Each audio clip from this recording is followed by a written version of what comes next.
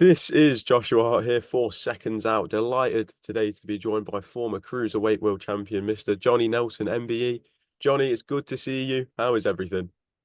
All good, Joshua. All good, my friend. Nice sunny day, nice and heated, so we're all right. It's very, very good to hear. It's been a very big week in boxing.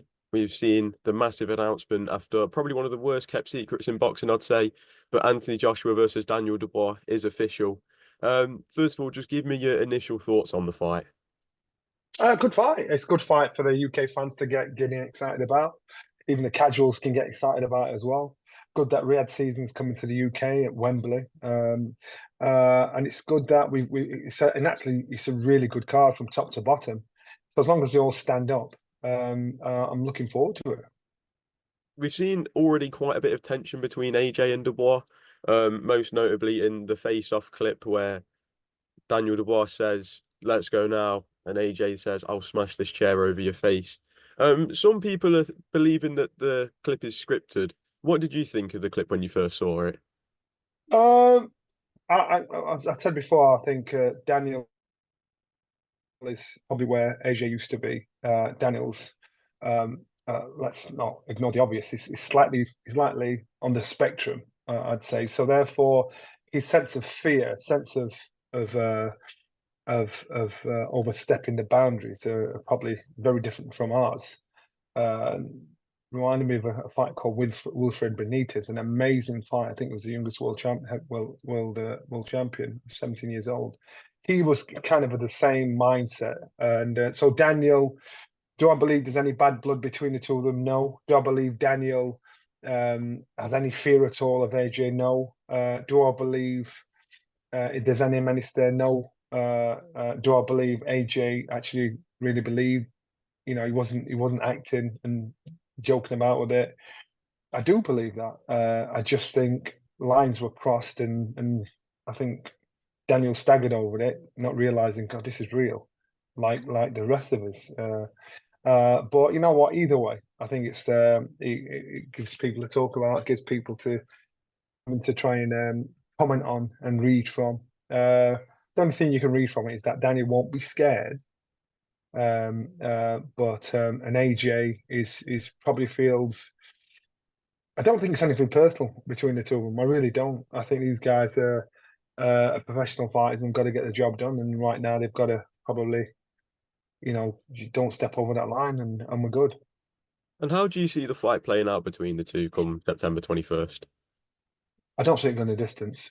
I think AJ is as I said, he's walked the path that Daniel's actually walking on. So he's the wiser of the two, being in the same shoes. So I think AJ punches too hard, too correct, too powerfully for Daniel to let the shots that he let Hrgovic hit him with get the better of him.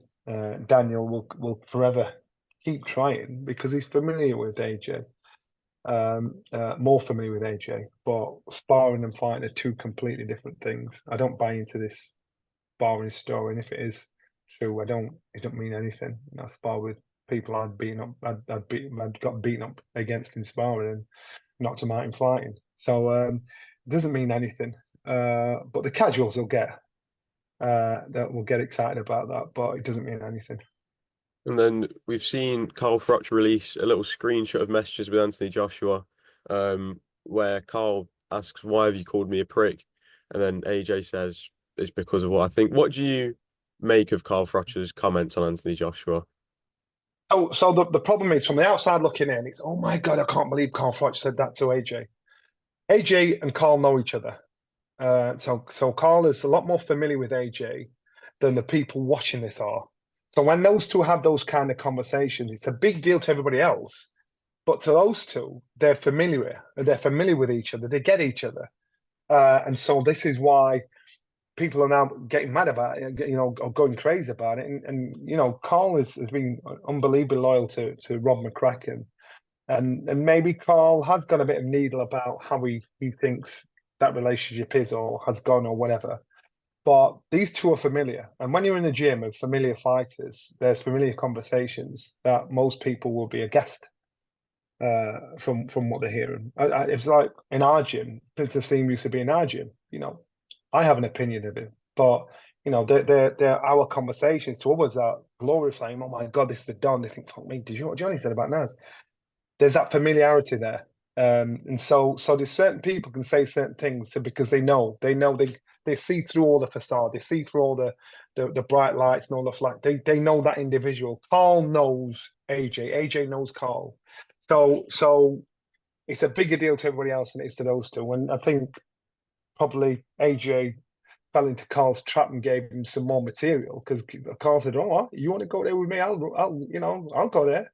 And now who's got more to lose out of it? If there's anything to lose, it's probably AJ because it makes no difference to Carl. Uh, it just gets him more numbers, and he gets more people talking and gets people to see something they've not seen before. So, so this is why Carl said it with a smile on his face. Is just say, I know this kid. I've known him from when he was in Sheffield. Talking about it's a bigger deal to everybody else. So it's funny, a rate call, and then AJ's come back with his own bit and said, "Here, have some of this." So you make of it what you will, but familiarity breeds content, and these guys are familiar with each other, so they can do this. And there's probably be even more raw conversations that you see the program Gloves Are Off. That's kind of set up around gym conversation. When you get two fighters that are well known and the public are glorifying these fighters, and these fighters are talking about things that's happened in sparring or happened in the fight, or happened in backstage. That's a program, and so it's a big deal to everybody else. So what's happening with Carl and AJ? It's a conversation, it's everyday conversation, or their average conversation, or what you probably have away from the cameras. It's a bigger deal to everybody else than it is to those two. Would you say people are just looking into it a little bit too much, and especially when they don't know what the relationship is like on the inside? That's exactly what I've just said. That's exactly what it is. Looking too much into it, so I just smile. Think, oh, yeah, I get it. And if you've been in that situation, if you've been around those kind of fighters, and you get it. You do get it. It's like David Day and Audley Harrison. They used to spar together all the time. You have to build up to that fight. You think these two absolutely hate each other. David Hayes said, I couldn't believe, they were making a big deal about me fighting Audley Harrison. I'm battering him in the gym. And so, but the public don't see that. So the fight's real.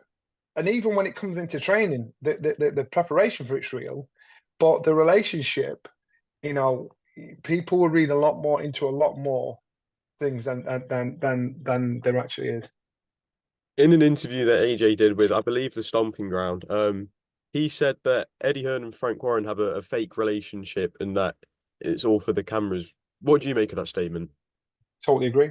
Totally agree. I think if when I see Eddie Hearn and Frank sat up there working together, I just want to put a bubble caption above the head thinking, the second you trip over, you're out. I'm getting rid. I'm tipping you over. Frank Warren said to me when he was my promoter for a short while, Johnny, I have to do business with a lot of people I don't like. It's business. Eddie Hearn, he's got his foot in the door in what's going on in Saudi now. That's the worst thing Frank could have done because Eddie is brilliant at his job. And so it's the worst thing he did. When he was out in the cold, but he's let him in. So I totally agree with AJ. Completely fake. They're completely waiting to trip each other up. And even when I was at Turkey, you've got to give it His Majesty. What he's done is he's got these guys and said, "You lot work together, or you're out."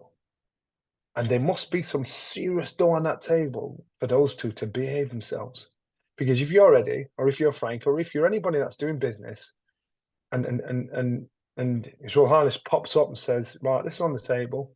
This is going to be offered to the fighters. If you don't play ball, your fighters will be staying here, but you'll be out on your ear. So make sure you do your job." They've got to behave themselves. So AJ's got it down to a T, bang right with it. I don't disagree with them at all. And I chuckle every time I see them together, Eddie and Frank. I chuckle because I think, oh my God, but it's business. Would you say with all this influence from Turki Al Sheikh, we're almost entering, I guess you could say, a golden era again of boxing? Yes, we are. And as long as that enthusiasm's there, I applaud it. And this is what's going to happen. You saw the IBF take away its title away from Alexander Usyk. the governing bodies, the promoters, even the TV companies, maybe the TV companies, but the governing bodies and promoters are going to come unstuck because the vision that Turkey has in regards to boxing and what he wants to do. If these guys don't play ball and straighten up the right, they're out. And I'm talking governing bodies. I'm talking promoters because the governing bodies and promoters are nothing without the fighters. Turkey's making it possible and viable and financially beneficial to the fighters to say, you know what, promoter or governing body, I'm in this to be the best and get paid for what I do. Now, if you lot don't play ball, you're out. So I see the vision I think he has in regards to it, and I applaud him. Brilliant. Absolutely brilliant, because this should have been a long, long, long, long time ago. And I'm not disrespecting AJ and I'm not disrespecting Daniel Dubois. But in reality, now this is for the IBF heavyweight title. What's that mean? What's it mean? Because we've seen a unified heavyweight champion. The IBF has said, well, you know what? If you don't fight who we want to fight, we're going to have our own best of the world. So you're not really the best. Nobody believes Daniel Dubois is the best fighter in the world. They'll have to pay the IBF sanctions, but nobody believes it. If AJ beats him, when the term paper champion comes out, it sounds disrespectful. It just means on paper. But does AJ believe he's the best heavyweight in the world? No, he doesn't. So these governing bodies are tripping themselves up, and they are going to put themselves in a position where they're going to be on the outside looking in if they do not come into line. And I believe Turkey will. I don't know how we'll do it, but I believe he has the capability of making sure everything's under one roof. All these different fractions. So the casual person down the street, if you say who's the heavyweight champion in the world, it's him, it's her. None of this. Because what you do is, if you're not even confusing people that are in the game, how are you going to attract a bigger audience from outside the game when these kind of things are happening? So again, this is business, and if you're good at this business and you understand this business, and individuals, especially boxing, because individuals profit, unfortunately, you'll see unscrupulous things happening in regards to our sport. And I love the fact that Turkey stepped in and said, all right, I'm going to straighten this up. Love it. So you mentioned the IBF taking the belt away from Usyk. Usyk obviously made a video announcing it, saying that he was gifting the belt to Anthony Joshua and Daniel Dubois. Do you believe it was really his choice in what he did, or do you reckon he was given It's a backhanded compliment. It was like when Eddie Hearn spoke about Ben Shalom, Tyler Denny beating his fighter, and he said, yeah, he'll drive down the motorway. Good on him, we've got to win. He drive down the motorway in his MR2, have a little celebration at McDonald's. That was a backhanded compliment. Say, here you are, son, enjoy. So when Usyk's saying, I'm going to give you my titles, he's basically saying, you two do not believe you're the best champion in the world. I'm going to give you this because you can never take it from me. It's a backhanded compliment. And they both know it is. They had to just swallow it and be humble and go, shit. That's what it is. It's a backhanded, like, here you are, have this, son. This is my present to you. That's what it is. And and that's what I say, our sport needs to get tidied up. And hopefully Turkey is the man to do it. And then just moving forward, Turki Al-Sheikh also organised a call where he had Anthony Joshua and Tyson Fury. And AJ, after the call, came out and said that Fury's an idiot. He disrespects people to make himself feel good, and that he's glad that Fury didn't become undisputed. What do you make of that statement from Anthony Joshua? I don't know about his IQ, but I agree with everything else. And Fury does disrespect most fighters coming up to it. Might be the game. That might be how it's done. But you see, it's bullyish behavior. You can understand banter. You can understand, gamesmanship in the game. I get it, but sometimes it goes way beyond that. And again, if you call it out, you're a hater. Oh, it's bullshit. You're a hater. So he can chat shit about you and run you down, but if you say anything about him, you're a hater. To me, that don't smell right, don't sound right, don't look right. So with AJ saying that, good on you. I'm glad someone else has said it. It doesn't mean you're a hater. You just call out bully bullshit. That's all you do. It doesn't mean you're a hater. And if people feel as though, you're always doing that, look at fact. Fact is, so all the things Fury says to everybody else is acceptable. When you call it out, it isn't acceptable. How is that balanced?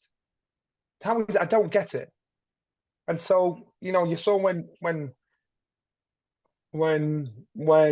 David Hay got cut, when they should have fought, Fury ripped him a new arse. But when Fury got cut, and he might set her out of order. You saw when um, not AJ, it was David Hay got cut against when they should have fought. You saw when AJ lost to Usyk. You saw what Roman said afterwards. Then the other round, you can't say it. And that's what I'm saying. You got to call this shit out. Bully bullshit behavior. Call it out. So I agree with what AJ's saying. If you want to say I hate it because I'm like saying, you can't call people out when you're doing exactly the same to them. That don't work with me. And very lastly, if Anthony Joshua and Tyson Fury both win their next fights, obviously we know it's two very tough assets that they've got. But do you feel we would then be at the closest we've ever been to seeing Anthony Joshua and Tyson Fury get in the ring together? I think we've had this conversation so many times we don't know. These guys will fight if they want to fight, and that's it. It doesn't matter how close they are. With these guys will fight if they want to fight. So I'd like everyone else. I'd love to see it, but they'll fight if and when they want to fight. They've both said that they're open to fighting each other regardless of the results. But do you feel Have obviously they said it before? They've said it before. They ain't saying nothing that we haven't heard. So again, we can get excited about it. If we want to have the conversation about it, right? That's cool. But we've been in touching distance many times before. is it almost kind of a similar situation like we had with Anthony Joshua and Deontay Wilder, where we thought we were getting the fight so many times, but it never just quite happened? Correct. So I'm not saying it doesn't happen. I'm just saying I'm past actually getting giddy excited when they even cough in that direction of a conversation. So let's just wait and see. Fair enough, Johnny. It's been a pleasure. Thank you very much for your time on Seconds Out today. And go enjoy the rest of your No day now. problem, Thank brother. you. Bless. See you later. See you later, Johnny.